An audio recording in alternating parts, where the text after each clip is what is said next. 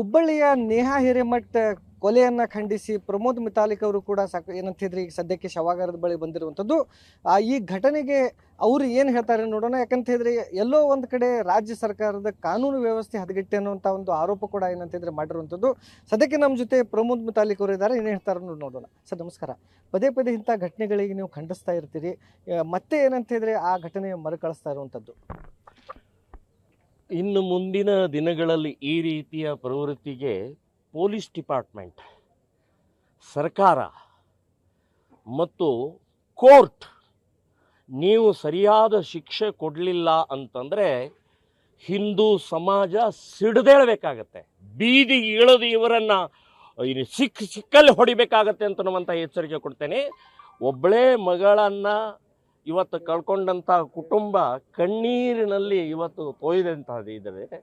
ಸಮಾಜ ಬರೇ ಒಂದು ಕುಟುಂಬದ ಮಗಳಲ್ಲ, ಇಡೀ ಸಮಾಜದ ಒಬ್ಬ ಹೆಣ್ಣು ಮಗಳನ್ನು ಅನಾಥವಾಗಿ ಇವತ್ತು ಹೋದ್ಲಲ್ಲ.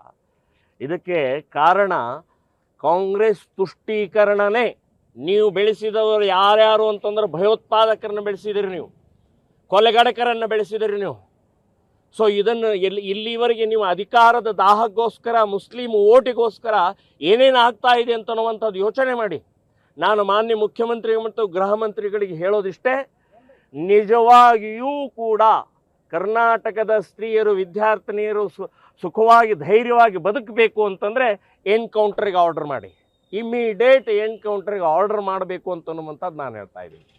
ಪದೇ ಪದೇ ನೀವೇನಂತಿದ್ರೆ ಯು ಪಿ ಮಾದರಿಯಾಗಿ ಏನಂತಿದ್ರೆ ಯಾರಾದರೂ ತಪ್ಪು ಮಾಡಿದರೆ ಯು ಪಿ ಮಾದರಿಯಾಗಿ ಏನಂತಿದ್ರೆ ಮನೆಗೆ ಬೋಲ್ಡೇಜರ್ ಹಚ್ಚಬೇಕು ಅನ್ನೋಂಥ ಮಾತನ್ನು ಹೇಳ್ತಾ ಇದ್ರಿ, ಇಲ್ಲೂ ಜಾರಿಗೆ ತರಬೇಕಂತ. ನೋಡಿ, ಯು ಪಿ 2014 ಮುಂಚಿನ ಯು ಪಿ ಮತ್ತು ಇವತ್ತಿನ ಯು ಪಿ ನೋಡಿದರೆ ಗೂಂಡಾಗಳ, ಕೊಲೆಗಡಕರ, ಭೂಗತ ನಾಯಕರ ಇಡೀ ಉತ್ತರ ಪ್ರದೇಶ ಆಗಿತ್ತು. ಇವತ್ತು ಪ್ರತಿಯೊಬ್ಬ ಉತ್ತರ ಪ್ರದೇಶದ ಪ್ರತಿಯೊಂದು ಮಹಿಳೆ ಆನಂದವಾಗಿ ಇವತ್ತು ಧೈರ್ಯದಿಂದ ಬದುಕ್ತಾ ಇರುವಂಥದ್ದು ನೋಡಿದರೆ ಅಲ್ಲಿಯ ಮಾನ್ಯ ಮುಖ್ಯಮಂತ್ರಿಗಳು ಯೋಗಿ ಆದಿತ್ಯನಾಥ್ ಅವರ ನೇರವಾದಂಥ ಕ್ರಮ. ಅಲ್ಲಿ ಜೈಲು ಬೇಲು ಕೋರ್ಟು ಏನಿಲ್ಲೇ ಇಲ್ಲ, ನೇರವಾಗಿ ಅವ್ರನ್ನ ಮೇಲೆ ಕಳಿಸುವಂಥ ಪ್ರಕ್ರಿಯೆ ಮಾಡಿದ ಪರಿಣಾಮದಿಂದನೇ ಇವತ್ತು ಅಲ್ಲಿ ಶಾಂತಿ ನೆಲೆಸಿದೆ. ಅದೇ ಮಾದರಿಯಲ್ಲಿ ಮಾನ್ಯ ಮುಖ್ಯಮಂತ್ರಿಗಳು ಇದನ್ನು ಮಾಡಬೇಕು ಅಂತನ್ನುವಂಥದ್ದು ನಾನು ಹೇಳ್ತಾ ಇದ್ದೀನಿ. ಬುಲ್ಡೋಜರ್ ಹಚ್ಚಿ ಅವ್ರ ಮೊದಲು ಮನೆ ಕಿತ್ತು ಬಿಸಾಕಬೇಕು ಅವರನ್ನು. ಜಮಾತೆ ಇಸ್ಲಾಮನವ್ರು ಇವತ್ತು ನೀವು ನಿಜವಾಗಿಯೂ ಕೂಡ ನೀವು ಕಳಕಳಿ ಇದ್ದರೆ ಬಹಿಷ್ಕಾರ ಹಾಕಿ, ಆ ಮನೆಯನ್ನು ಫತ್ವಾ ಹೊಡಿಸಿ, ನೀವು ನಾಟಕ ಮಾಡೋದು ನಿಲ್ಲಿಸಿ. ಸೊ ಫತ್ವಾ ಹೊಡಿಸಿ, ನಿಜವಾಗಿಯೂ ಕಳಕಳಿ ಇದ್ರೆ ನೋಡೋಣ. ಅದನ್ನು ಮಾಡಿಬಿಟ್ಟು ನಾವು ನಿಮ್ಮ ಜೊತೆಗಿದ್ದೀವಿ ಅಂತನ್ನುವಂಥದ್ದು ನಾಟಕ ಮಾಡೋದು ಇಸ್ಲಾಮಿನ ಜಮಾತೆ ಇಸ್ಲಾಮ್ನವ್ರು ನಿಲ್ಲಿಸಬೇಕು ಅಂತನ್ನುವಂಥದ್ದು ಹೇಳ್ತಾ ಇದ್ದೀವಿ. ಬೇರೆ ಕಡೆ ಸಾಕಷ್ಟು ಇಂಥ ಘಟನೆ ನಡೆದ್ರು ಇನ್ನೂವರೆಗೆ ಸರ್ಕಾರ ಎಚ್ಚೆತ್ಕೊಳ್ತಾ ಇಲ್ಲ. ನೀವು ಪದೇ ಪದೇ ಹೇಳ್ತಾ ಇರ್ತೀರಿ ಲವ್ ಜಿಹಾದ್ ಇದರ ಹಿಂದೆ ಇದೆ ಅನ್ನುವಂಥದ್ದು. ಅದನ್ನು ತಡೆಗಟ್ಟಲಿಕ್ಕೆ ಏನು ಮಾಡ್ತಿರ್ತಾವ ಅಂತ ನೋಡಿ, ಕಳೆದ 30 ವರ್ಷದಿಂದ ನಾನು ಲವ್ ಜಿಹಾದ್ ಸಂಬಂಧಪಟ್ಟಾಗ ಹೇಳ್ತಾನೆ ಬಂದೆ. ಬಹಳ ದೊಡ್ಡ ಪ್ರಮಾಣದಲ್ಲಿ ತರಬೇತಿ ಪಡೆದು ಹಿಂದೂ ಹುಡುಗಿಯರ ಅಪಹರಣ ನಿರಂತರವಾಗಿ ನಡೀತಾ ಇದೆ, ನಿರಂತರವಾಗಿ. ಸೊ ಅಂಥ ಸಂದರ್ಭದಲ್ಲೂ ಒಂದು ಕಾನೂನನ್ನು ಕೂಡ ಮಾಡೋಕ್ಕಾಗಲಿಲ್ಲ.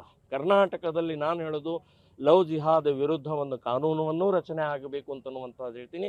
ಲವ್ ಜಿಹಾದನೇ ಇದು. ಪ್ರೀತಿಯ ನಿರಾಕರಿಸಿದ ತಕ್ಷಣವೇ ಕೊಲೆ, ಜಿಹಾದ್ ಇದು. ಸೊ ಈ ಹಿನ್ನೆಲೆಯಲ್ಲಿ ಲವ್ ಜಿಹಾದ್ ಪ್ರಕರಣಗಳನ್ನು ತಡೆಯೋಗೋಸ್ಕರ ಈಗಾಗಲೇ ನಾವು ಸಾಕಷ್ಟು ದೊಡ್ಡ ಪ್ರಮಾಣದಲ್ಲಿ ನಮ್ಮದೇ ಆದಂಥ ಪಡೆಯ ಮೂಲಕ ತಡೆದಿದ್ದೀವಿ, ಇನ್ನೂ ತಡಿತೀವಿ. ಪೂರ್ಣ ಪ್ರಮಾಣದಲ್ಲಿ ನಿಲ್ಲಿಸೋವರೆಗೆ ನಮ್ಮ ಹೋರಾಟ ಮುಂದುವರಿತೆ ಲವ್ ಜಿಹಾದ್ ವಿರುದ್ಧ ಅಂತನ್ನುವಂಥದ್ದು ಹೇಳ್ತಾ ಇದ್ದೀವಿ. ಸದ್ಯಕ್ಕೆ ಏನಂತ ಹೇಳಿದ್ರೆ ಸತತವಾಗಿ ನಾವು ಈ ಲವ್ ಜಿಹಾದ್ ವಿರುದ್ಧ ಹೋರಾಟ ಮಾಡ್ತಾನೆ ಇದ್ದೀವಿ, ಮುಂದೆ ಕೂಡ ಮಾಡ್ತೀವಿ. ಸರ್ಕಾರ ಇದಕ್ಕೆ ಏನಂತಿದ್ರೆ ಒಂದು ಕಾನೂನನ್ನು ತರಬೇಕು ಅನ್ನುವಂಥ ಒತ್ತಾಯವನ್ನು ಪ್ರಮೋದ್ ಮುತಾಲಿಕ್ ಅವರು ಮಾಡ್ತಾ ಇರುವಂಥದ್ದು. ಕ್ಯಾಮ್ರಾಮನ್ ಹನುಮನ್ ಜೊತೆ ಜಾವೇದ್ ಅದೋನಿ, ಪಬ್ಲಿಕ್ ಟಿವಿ, ಹುಬ್ಬಳ್ಳಿ.